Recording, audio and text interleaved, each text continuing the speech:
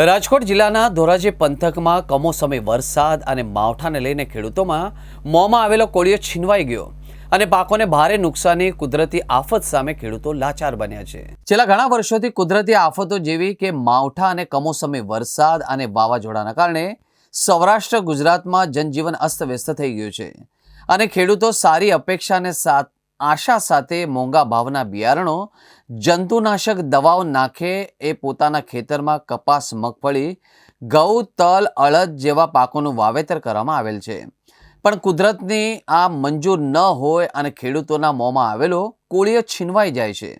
ખેડૂતોને રાતા પાણી રોવાનો વારો આવ્યો છે ત્યારે ગઈકાલે સાંજે અચાનક વાતાવરણમાં પલટો આવતા કમોસમી વરસાદ અને ભારે પવન, ગાજવીજ સાથે ધોધમાર વરસાદ પડ્યો હતો। ખેતરોમાં વાવેતર અને જણસીમાં ભારે નુકસાન થયું હતું।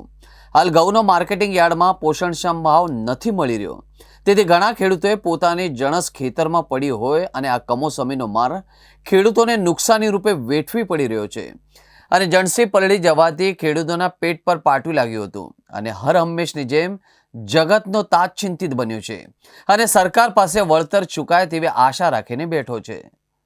એટલે ઘઉં, ચણા, ધાણા અઢળક નુકસાની છે।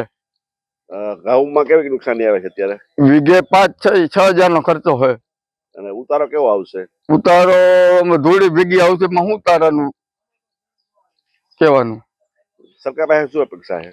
યોગ્ય સરકાર વળતર આપે। આ કમોસમી વરસાદ ખેડૂતોની હાલત કેવી છે અત્યારે? ડફોડી હાલત છે।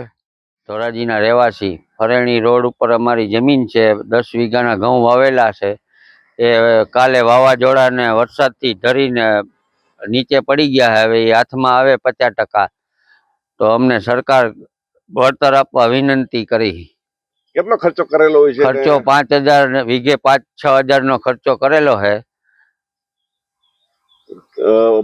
નુકસાની કેવી આવશે? નુકસાની આવશે 30 થી 40-50% જેવી આવે, 40% જેવી। ખેડૂતોની હાલત કેવી છે અત્યારે? ખેડૂતની હાલતની વાત જવા દો, અત્યારે મજૂરી મળતા નથી, વાઢવાના પૈસા ન હોય, કટર વાળા અડધું બગડે।